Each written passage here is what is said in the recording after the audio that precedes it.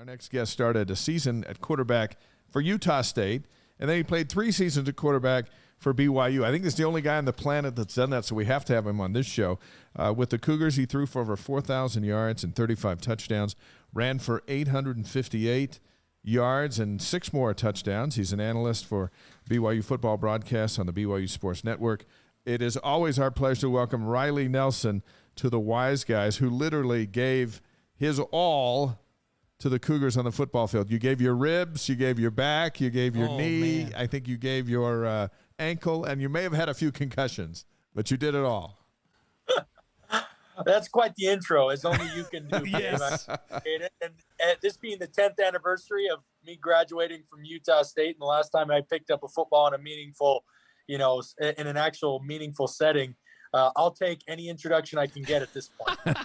Right. We were just talking to Andrew Rich, who I know you know Andrew and followed his career, and we started off by like your two. I told him tonight is a cool thing for me because I know both of your dads really well, and you both come from phenomenal stock. Andrew's dad I love and respect, and your dad, of course, I love and respect. Your dad was a good player and was an Aggie, for Pete's sakes.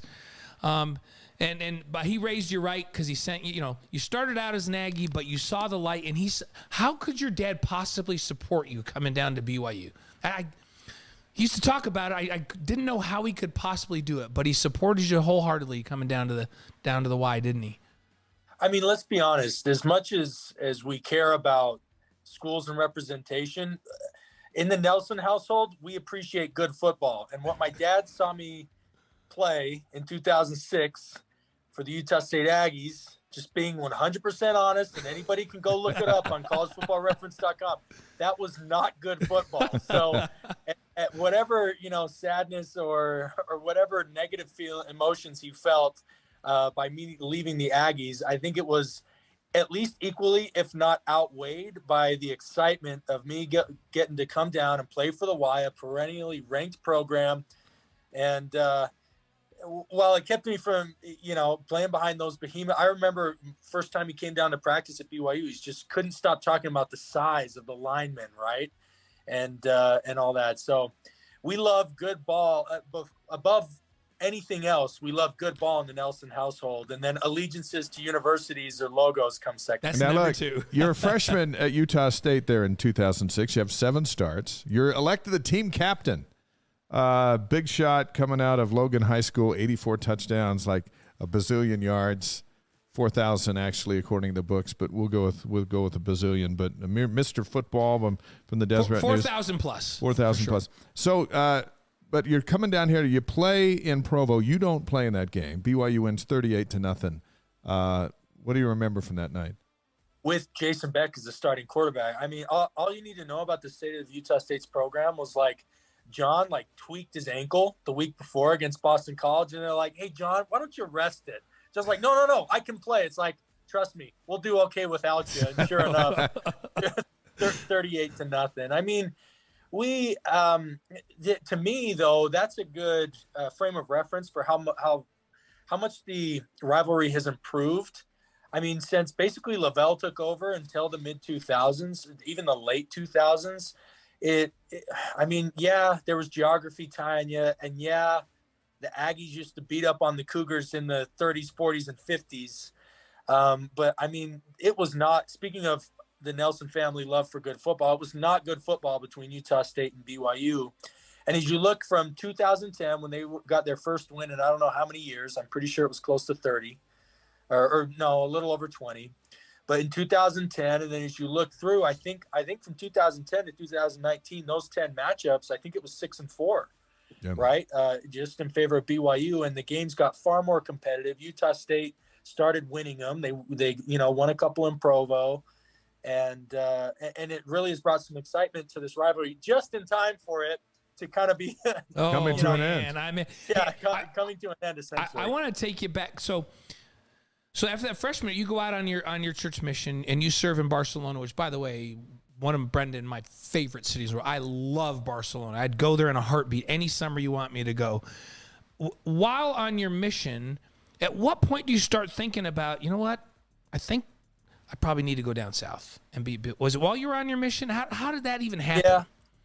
So, I mean, keep in mind, and Lark and I ended up spending a lot of time together at BYU, but I was offered for BYU out of high school. I was young for my grade, though. I actually graduated at 17, and this was back in the days when I had a summer birthday, so I graduated and about a month later turned 18.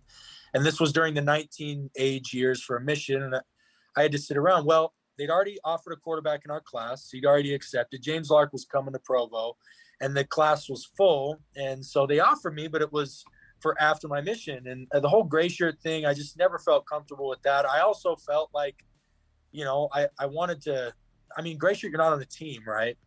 So had a great recruitment from BYU. It's just the nature of the way that scholarships shook out and the timing of things. I didn't feel comfortable committing there out of high school, but it left on good terms. I remember talking with Coach Nye Doman, and I was OC. Doman was quarterback coach, and Coach Mendenhall in my recruitment, and just being like, hey, I really do not want to sit around and not be a full-time student and not be on the team for an entire year and then go and come back. So that was one of the main reasons why BYU got eliminated in my recruitment out of high school, not for any other reason than that. Anyway, so how did that's a little bit of backstory. How did it come up during the mission? Well, Utah State's program continued to flounder.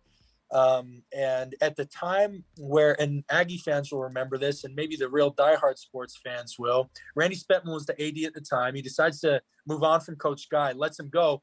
And within a month before initiating the coaching search, he goes and takes a job. He got offered the AD job at Florida State and takes it. Yep, so I remember that. Yeah. Utah State is left without a coach and an AD, and they had a long, dark winter and off-season. And this is coming off the season of, you were seeing no improvement. We won one game in 06. They won 3 in 08, and they won 2 in 09.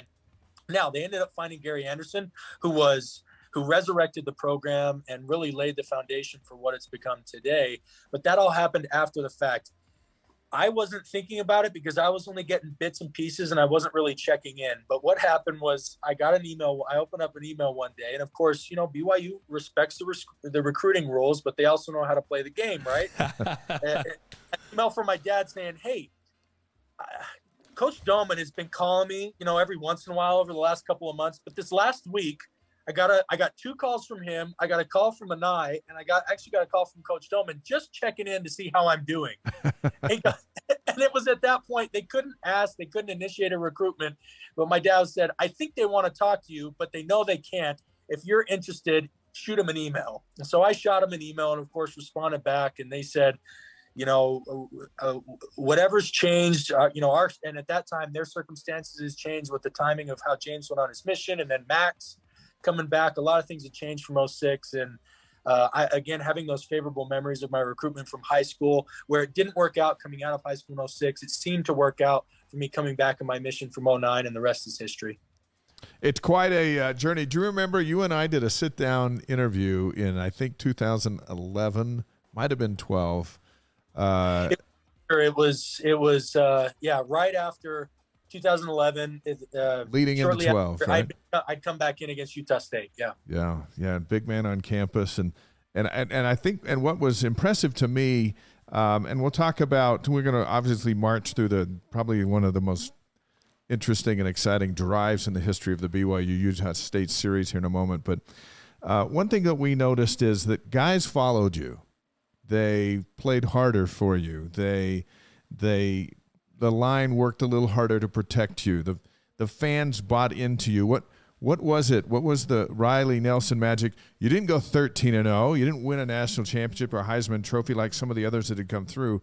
But we watched this team line up behind you, and it was very impressive. What do you think it was? Yeah, I think a couple of things. One was I talk about, we've got the Nelson lineage, and you mentioned my dad was an Aggie, my grandpa was an Aggie as well, and my great grandpa's name is on the field house, not for football, but for wrestling, and he was a longtime athletic trainer, right? But we love, people say they love sports, right? And people say they're like, we're not even really fans. Like, we love the game to a degree that is very hard to comprehend for the average individual. And in a locker room setting, in a college locker room setting, I think that comes through. You'd be surprised that you'd think all 120 or however many guys are on a roster, you think they all love football, but they don't. I mean, Blaine, you can speak to this. Oh, and Dave, yeah. you've been around it enough. There are guys who truly love the game and guys who are there maybe because they like it, but for other reasons, or they're getting it's their only way to get their school paid for or whatever. I was a kid. If I had to pay my own way, if I had to work the night shift, like I was coming out of high school, I was going to play football hell or high water.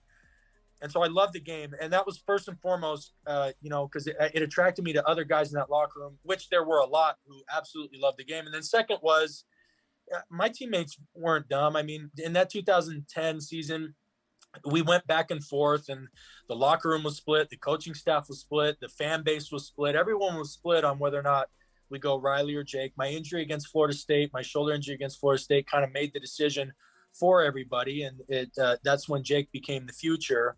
And again, this speaks to my love for the game and what my teammates observed. And I think this gets to the core of what you're referring to, Dave, was I didn't throw a pity party for myself. And that didn't even cross my mind. Like, bottom line was, I loved the game so much, I was not going to be content to sit and wait my turn if Jake got hurt or something. I wanted to be on the field on Saturdays. Like, I had put in too much work from the time I was 5 years old to sit idly by. And I knew I had the athleticism.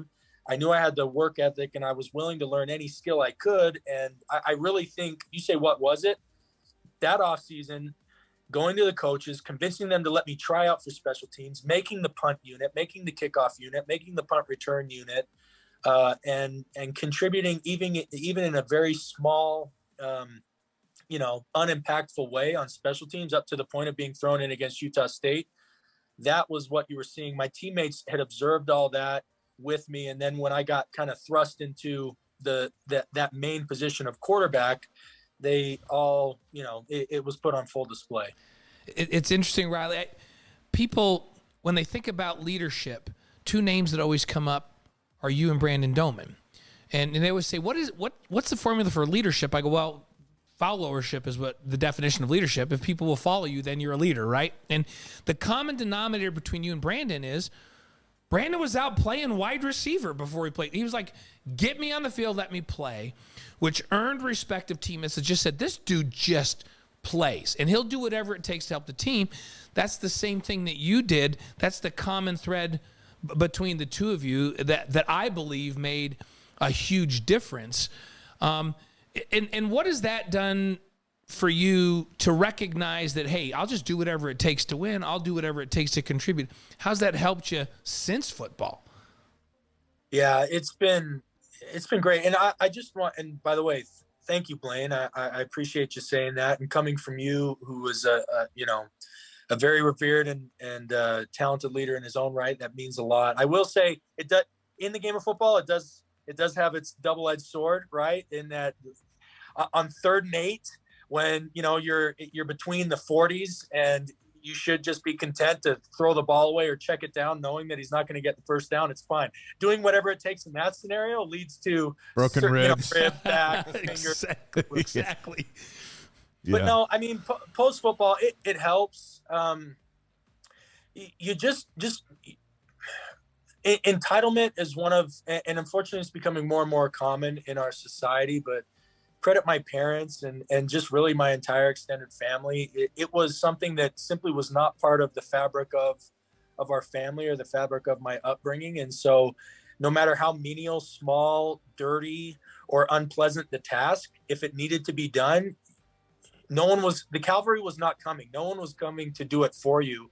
It needed to be done. So you go and do it. And that helps in, from relationships, right?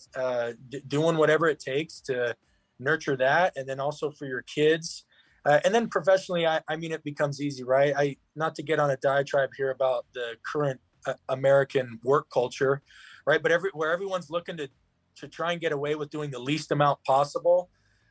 If you can be one of the ones that's saying, well, heck, I'll dive in, I'll work an honest 40 hours a week. And if it spills over into 50 and 60, it's no skin off my back. In fact, you enjoy it, and it's paid dividends in those things. And then also, you just like going back to where I didn't feel sorry, the Jake thing. I didn't feel sorry, or I didn't get sour. I didn't get better. I simply was just forward looking, or trying to productively or proactively find another role on the team if quarterback wasn't going to be it. That same thing in life, rather than, I don't spend much time worrying about setbacks or negative events that may happen, because I'm too busy finding what's the next proactive, productive, progressive action that I can take, because it's far more relieving, fun, and like just makes me happy to do that than it is to sit back and analyze why or how or what went wrong. It's Riley, that's so well said. People always ask me, I said there's three types of people, right? And you'll appreciate this, and I know your dad would say the exact same thing, right? There's those that walk by the garbage and it's overflowing, and they throw a can on top of the garbage and it falls on the floor, but they don't even notice. They didn't notice that the garbage is overflowing. Are you talking about my nephews? I'm talking about a couple of Dave's nephews at Sunday dinner. Then there's people that are walking by and they don't really notice, but somebody says, "Hey, did you notice that garbage is overflowing?" And they go, "Oh, yeah. Hey, you know what? Do you want me to take that out? Yeah, could you take that out?" And they're happy to take it out, but they didn't proactively know. Then there's the guys that walk by, the garbage is not even quite full, and they go, "That garbage is going to be full." And so, you know what? I don't know whose responsibility is to take it out, but I can see that it needs to be done. So I will get that done and I will take it out. That's Riley Nelson right there. And you get you a team of people that notice before the garbage is overflowing, and you're going to win a lot of games. You're going to win in your company. You're going to do whatever. And that's who Riley Nelson is. Are you saying he's a garbage man? Riley Nelson is a guy that notices what needs to be done Dave, before it needs to be done. Small, no role is unimportant. Garbage man, I'll do it. Anybody who's cleaned the church on a Saturday morning and found that dirty diaper that's been sitting there from the previous Sunday knows how important. We've all done that. But you know what? The people that notice that, they also notice what jobs need to be done before they need to be done. That's our guy Riley. 100% Riley. I feel that way about you. I'll take a whole team of you for sure. Former BYU quarterback Riley Nelson on the Wise Guys. It's Old Wagon Wheel Week. You ready to march through one of the most exciting finishes in the history of this series? You ready for that? Let's do it. All right, let's go with the medical red shirt. You finished that in 2010. Here comes 2011. First year as an independent for BYU. The Aggies and Chuckie Keaton come to town. Jake Heaps has the starting job, but falls behind 24-13 in this game. Bronco makes a change. Did you sense that this was your moment? Before anything of what was about to happen, you're going into the game. Are you feeling like this is the moment I've been waiting for? This is why I came here? Yeah, not going into the game. In fact, I'll share a little exchange. I was really close with Gary, and Gary said, before, he's like, "Hey, they're going to let you play," because in the year prior, in 2009, they put a little Tebow package for me together, right? I was backing up Max, and I went in, got a couple carries. Of course, I was in a sling on the sideline in 2010 when we lost up in Romney Stadium, but Gary's like, "We're going to see you out there?" He goes, "I hope not." He's playing. Gary's the consummate. Gary's just so good. Yes. Such a good players, right? Anyway, I go, "Nah, nothing going into the game." I go, "I tell you what, tell your D-line, though, they better not hurt Jake, because if they hurt Jake, I'm coming for you," right? Well, wow. So, and we had a good little laugh about that. Obviously, they didn't hurt him, but Bronco went ahead and made the change. You said moment. I would not say – I did not feel like this was my moment in that a change was being made. I felt like the coaching staff, because going into that game, we all remembered it was that 2010 game being the first BYU team in who knows how many years, how many decades to lose and losing Logan, right? And then to be facing down the barrel of losing back-to-back. My sense was more, this is probably the only shot I'm going to get. So I better deliver. Otherwise, I truly will be relegated to holding a clipboard for the rest of my career and, scrounging for snaps on special teams. All right, so you enter the game. Yeah, you're in there now. You hit Cody Hoffman on a 24-yard touchdown pass with 10:15 left to play to make it 24-20. What are you thinking now? Yeah, I mean, D at that point, so they scored first play of the game, right? Robert Turbin took it 80 first play of the game, but by that point, they I don't think they hadn't scored in the second half, and our defense was doing really well. So I mean, I'm like, plenty of time left. They were struggling. We were running a lot of draw. You could tell they had not prepared at all for quarterback runs. So we were running a lot of lead draw. And then the second thing was they were singling up Cody on the backside. Now, Jake had a lot of chemistry with Ross, and I did too, but I'll just flat out be honest with you. I didn't have as strong as arm. So Cody played the X, which is typically into the boundary or the short side of the field. Ross played the Z. Jake had been feeding Ross a lot of balls. I didn't have as strong as arm. I didn't feel as confident throwing to the field side, to the wide side of the field, especially with a safety rolled over. So Utah State coming into this game had not prepped for QB run, and they were rolling their safety to the field because Ross had so much success early on in that season, leaving Cody singled up on the backside. So essentially, my plan was continue to do what I can do with my legs and take advantage of Cody having single coverage against a corner who I think he had, 5 or 6 inches on. And I had spent a lot of time with Cody. That was the year. So the New Mexico Bowl prior, well, I'll stop. I'll save you guys the chronology. I love it. I love the detail. So it's 24-20 still Utah State until the final. Cody, and be good and use my legs. And I knew we were going to at least get the ball back one more time, which we did. And hopefully you set this up because everybody fast forwards to us getting the ball, with under 2 minutes left and 96 yards to go. But the drive before that, I don't know, Dave, were you going to do this? No, go ahead. You can do it because you're rolling. Go. My boy, JJ DeLuigi, we marched down the field. We get inside the red zone. Yes. JJ, so good in that game. He had a lot of catches out of the backfield, and he had played really well that season. Him and Brian Correa kind of switching in that role. We hand him off in his zone. It was great. I actually checked to it because we only had a 5-man box, so we ran an inside zone play, and the hole was there and everything. And I think he had got about 6 or 7 yards, and just the tip of the ball came down, and he coughs it up. Yeah. How much time? When did we cough it up left? I think at that point it was like five minutes or so. Yeah, and I remember that we were all thinking, "Oh no." Was that the moment where the air came out of this thing, right? Yep. That was the problem. So they have to punt, and they kick a 67-yard punt. J.D. Falslev, which you'll read in the Deseret News tomorrow, swears he should have called a fair catch, but he took his eye off the ball and it went past his helmet, went all the way to the 4-yard line, and then you get tackled for a 2-yard loss. So on you first got down. On first down. So you got 98 yards to go to win the game. Are you feeling optimistic? Great question. I had been drilled, and Blaine, I don't know if this came. I'm pretty sure what Brandon taught me is what been taught. I'm pretty sure it originated with Lavelle. So you were probably taught the same 2-minute protocols, but our protocol as quarterbacks that we were taught by Brandon Doman was you got to get that first completion. And then after the first completion, get the first down, and then the 2-minute drive starts. That's exactly right. Yep. Always. Yep. If you try and eat those 96 yards in a single play, we're going to go 3 and out and lose the game. That doesn't give anyone's help. So after that first down, after the first down loss, I was like, I need a completion. They're backing off. I find Marcus Matthews on a little stick route. And then, all right, that was first completion. And I think your next one, you hit McKay. Well, you ran first, then you hit McKay. That's right. So you do Matthews, a QB run, and then McKay, and then another QB run. So that was the sequence. Then you spike it with 1:01 left at your own 34. Yeah. So to go back to protocols, right? Trying to follow protocols. Well, I hit Marcus, and I think that got us to like maybe 3rd and 7 or so. Mm-hmm.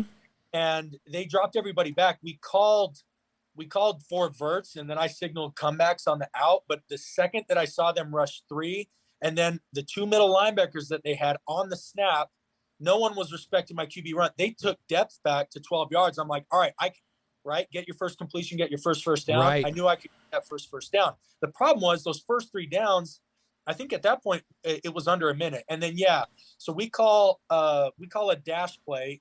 Roderick runs it a lot today. And that dash, guys, is you set up like it's a regular drop back, and then you either rotate out to the left and roll to the left or roll to the right. So you set pass straight back, and then they seal the edge and you roll outside. So that's what Riley did there. you're supposed to, it's a technique that they use on the edge where your tackles kind of invite the rusher inside, and then it gives them a good angle as you pre-planned escape the pocket. They pin the dude inside and you buy a lot more time. Zach was really good at it. Jaron is lethal at it. Oh, he's Roderick, brutal. Yeah. I love it. Anyway, so McKay runs that on the sideline. Of course, they have safety help over top, but clocks, I knew at this point we had a chunk. So rather than taking off and just going and getting yards, I tried to do scramble drill and was running around. McKay had run a come back and go on the sideline as I rolled to my right. And then as I came back to my left, the safety had started to come off to cover the underneath defender. So now he was one-on-one with the corner, and he just sprinted towards the middle of the field. I saw him. I just hucked it up to the middle of the field, hoping McKay would do it. Did that. You mentioned QB run down again. Then we spike it. Okay, now we're there. Call comes in from the sideline, 4 verts again, right? Normally 4 verts on that call, what Doman was thinking, and this again, like, do whatever it takes. This is I'm a very analytical guy. You can probably, fans probably are used to listening to me now, maybe a little bit too much. Imagine being in my own brain in situations There's like a lot this, going right? on in there. It's fascinating. A ton. 4 verts, typically what he's trying to do is out of a 2x2 formation is you want to occupy the safety with those 2 to give you a good shot at a fade. So the call comes from the sideline on a fade. Well, they don't play safety and they don't give help over the slot guys. JJ had a linebacker on him. And I'm like, and JJ was really great. He used to run that running back, the 94H option, right? Right. It's been in the offense since like 76. Doug Scoville put it in. Yeah. And from the slot down in the goal line, rather than running a seam route, because there's not that much space, it essentially turns into that option route, right? So I kind of give JJ the look. He's looking at me. And essentially, we run this option. He runs the option route, burns the guy inside, knows he's beat. So anyway, with no safety help, I didn't like the fade. And also they had called it from gun. And I got to admit, I did not love throwing fades from gun because timing wise, right?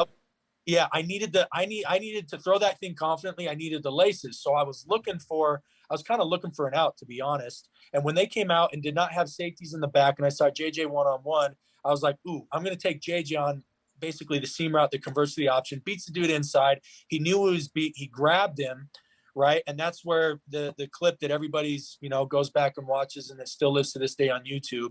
He's got his one arm being held down. His other arm reaches up to grab for the football as the flag comes out from the back judge. And he gets one hand on it, tips up in the air. Marcus, who had done the same thing on the other side of the formation, ran basically had converted a seam to a skinny slant. His route and momentum just took him to the middle of the field where the ball was floating. He caught it. And more than excitement, more than vindication, more than like, this is awesome. I kid you not. My first emotion was relief that we did not have to be the team for the first time in seemingly forever that lost back-to-back games to Utah State. Can you believe that happened? All that stuff you just said. Can you believe it happened? It's unbelievable that it happened. It's so funny, the thoughts that go through your head, though, right? Right? Like, man, nobody would think that you're saying to yourself and to your teammates, we cannot be the team that loses.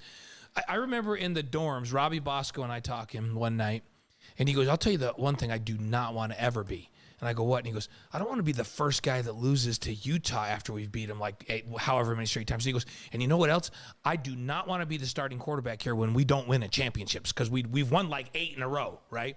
And we're going down the field and we're worried about that. We don't want our legacy to be tarnished. You didn't want your legacy to be tarnished that you would lose back-to-back games to Utah State. And somehow you figure this thing out. So when he catches that ball and he comes down with it, what's that feeling like? What are you thinking then?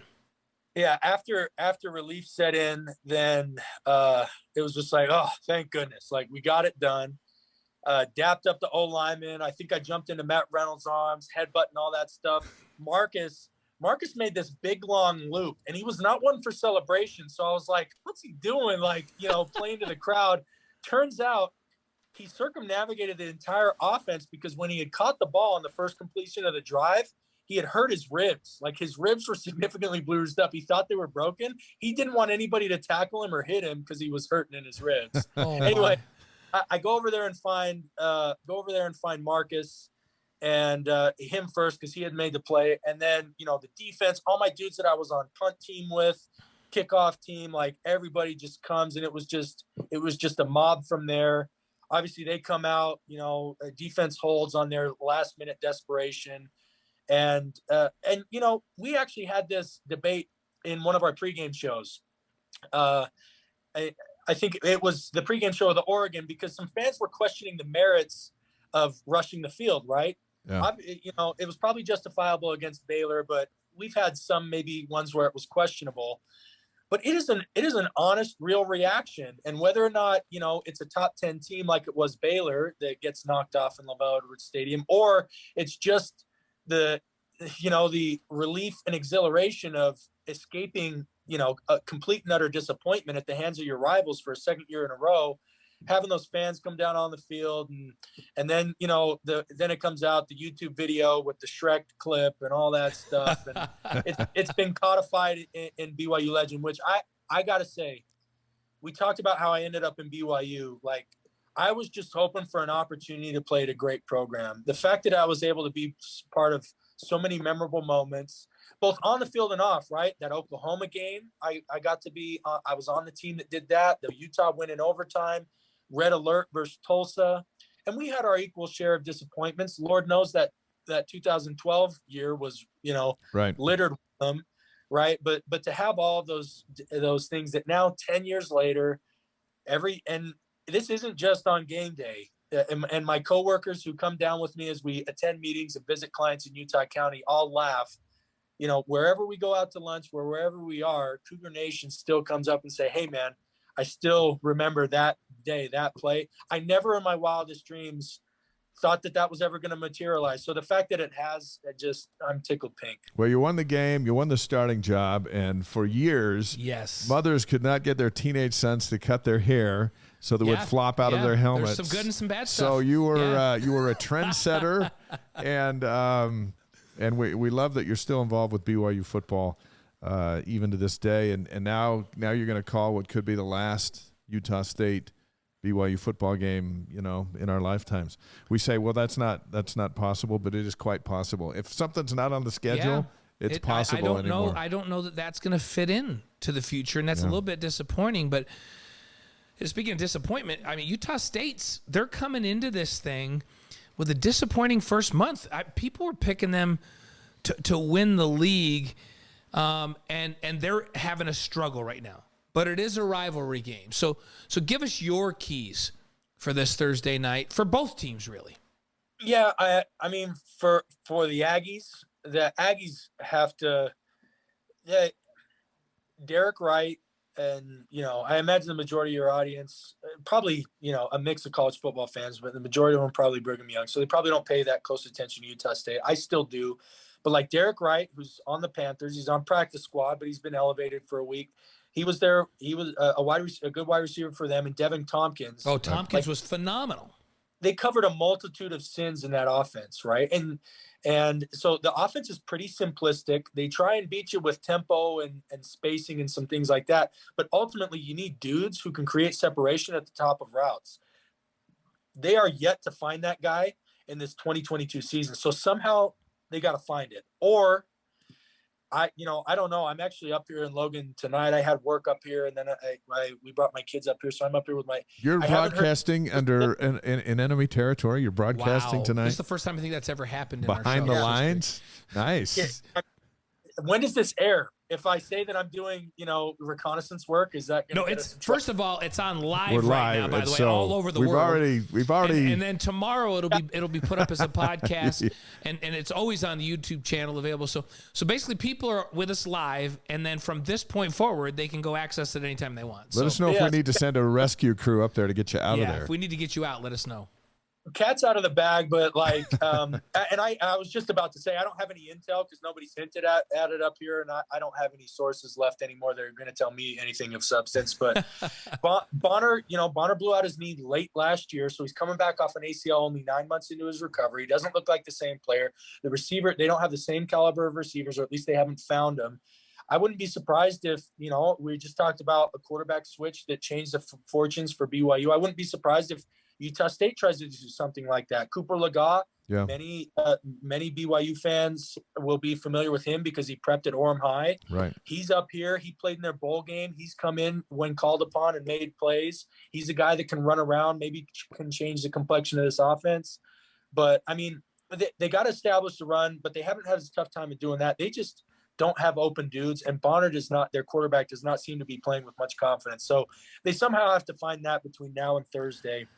For BYU, I mean, honestly, look, you look at, so I said it's been 4. So in 2010, and I'm not saying I would have made the difference or that they, even after my performance at Florida State, they would have sat me regardless of my injury, right? But I had an injury, sat that game out, true freshman QB loses, right? You look at 14, that was the year Taysom broke his leg against them, right? And Christian Stewart comes in and throws 3 picks in the second half. 2017, already you were down because who started that game? Critchlow, Coy Detmer, and Bo Hodge all played, but who started? Yeah. Oh my gosh. I'd like to think it was Hodge because he was ahead of those other 2 in the rotation. Okay, so Hodge started it, but then Critchlow came in, got hurt, and he ended the game with Coy Detmer. Right. Obviously up here. 2018, still that team was still trying to find its footing. Young Zach Wilson, and by the way, first-round draft pick at quarterback and draft picks throughout. That was just a juggernaut of a Utah State team in 2018. But one of the common threads, 3 out of the 4 losses, BYU was facing quarterback injuries, right?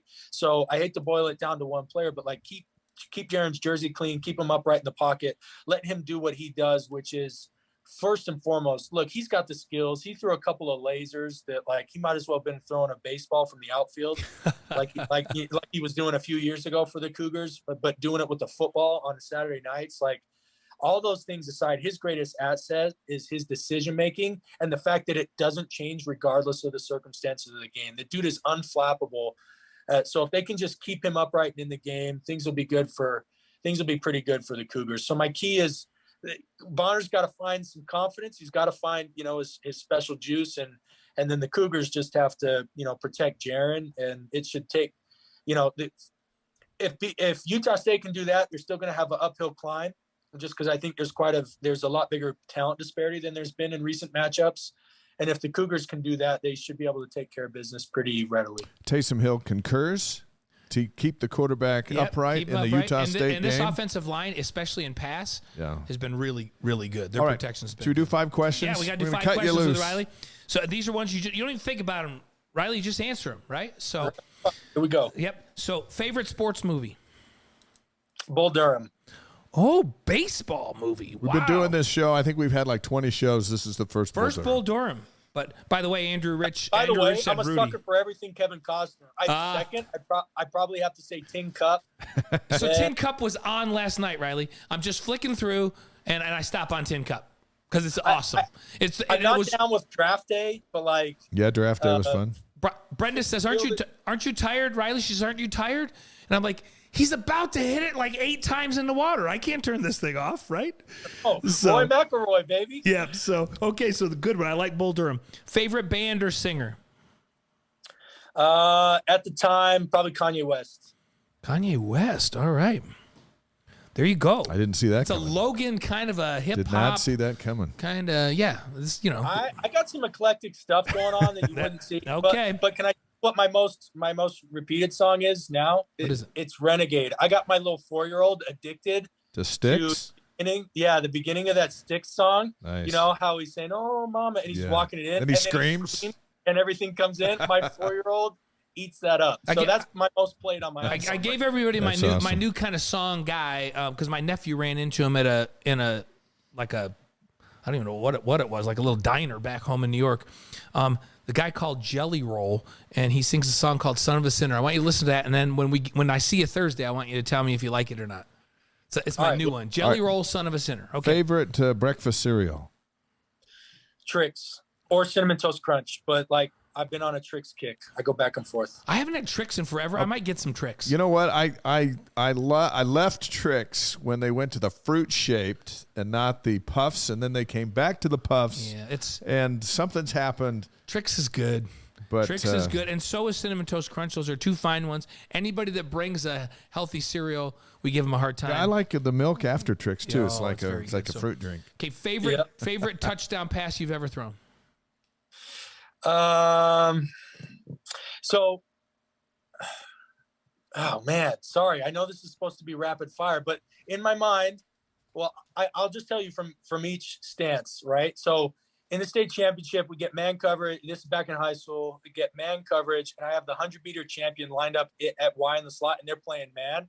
I threw a 99-yard touchdown in the state championship. That's a good one. That's pretty good. That's my first one. Utah State, I threw a post corner in that Fresno win to Kevin Robinson, and he caught it and got it across the pylon. And then probably the sluggo against Utah State, Dakota Hoffman at BYU. Nice. So yeah. Hey, and by the way, they don't have a Kevin Robinson either at Utah State right now that they found.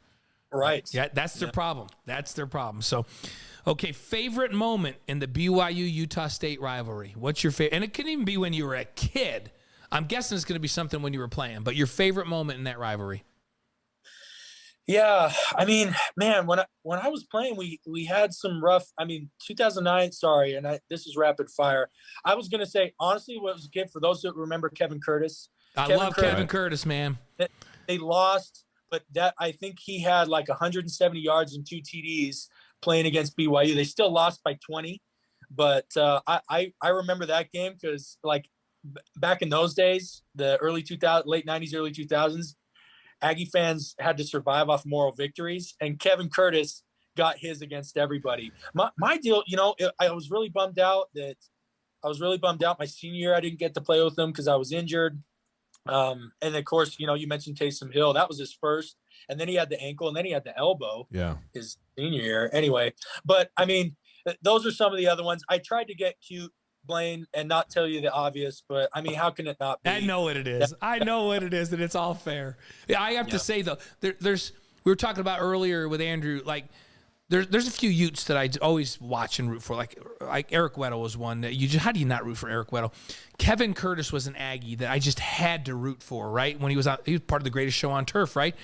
And then also Bobby Wagner, because we're kind of tied a little bit because Clint, my guy up in Logan that works for me, is his daughter, and Bobby have worked together for years and years and years. But and a good dude. So Bobby Wagner but Kevin Curtis may be my all-time favorite Aggie.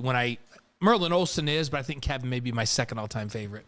Yeah, he was so electric and so explosive. And I got to tell you, growing up, this fueled obviously this all went away once things started getting recruited, but one of the favorite stories, all the amazing things that he used to do on the field, and the first thing that Aggies love to tell you is, BYU told him to go play intramurals.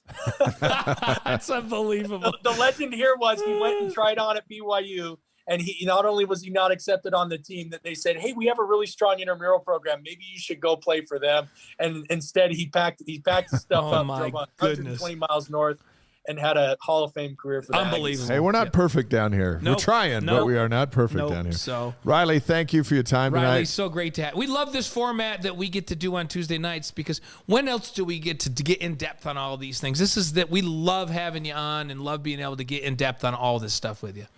Yeah, well, and I'm sorry I didn't know it was live. I always listen to this in the form of a podcast, like when I'm driving down to the game or flying out. So now that I know this is live, this is going to be appointment television for me and my family. So that's awesome. Appreciate all you guys do, and not just all that you do for the program and who you are, but personally to me, you've been such great. I consider you friends, and you've always been just totally genuine and great to me and my family. So I just want to take this opportunity to thank you guys for that. Thank you. You're we'll the best. see you Thanks, on Thursday. Riley. Hey, our love to your family. Likewise. Riley Nelson, one of the great quarterbacks at BYU, one of the toughest quarterbacks at BYU. When I say great, I'm throwing in stats and toughness and playing hurt and rallying really the troops. Riley is a lesson in leadership that I talk about all the time, even in my business, because he got it. He understood how to get people to follow him. One of the great leaders BYU's ever had at that position.